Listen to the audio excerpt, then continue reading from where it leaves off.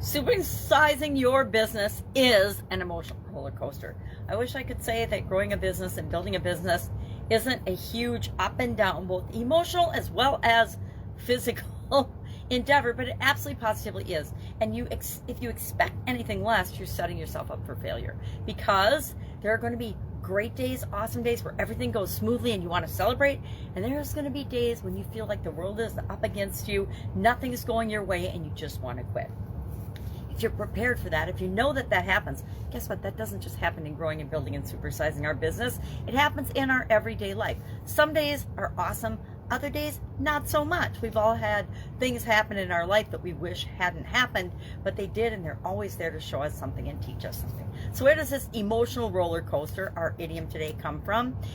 Roller coasters were invented in the 1800s, and it was referred to a car type carnival ride or some kind of a festival ride, or what do they call it? Theme park type events. They didn't have big theme parks back then, but they did have cars that were hooked together, and they would go around a track that had twists and turns and dips and dives and surprises. And over the years, roller coasters have gotten really crazy and extreme.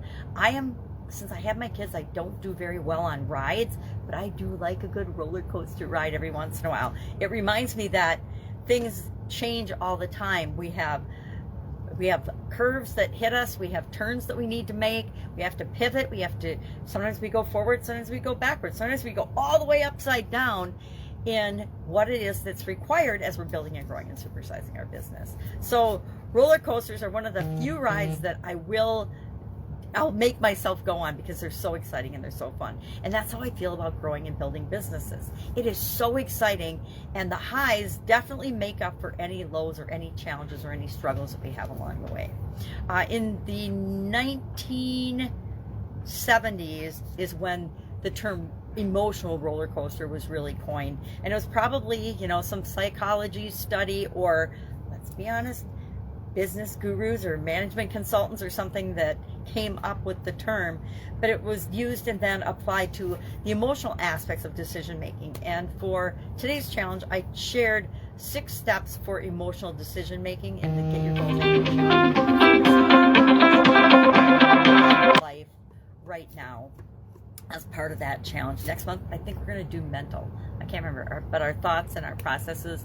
And every month we're focusing, as part of the annual challenge, on a life framework area. I personally use a 9-part life framework to decide and make decisions and set goals for my life, and so I'm sharing that throughout this challenge.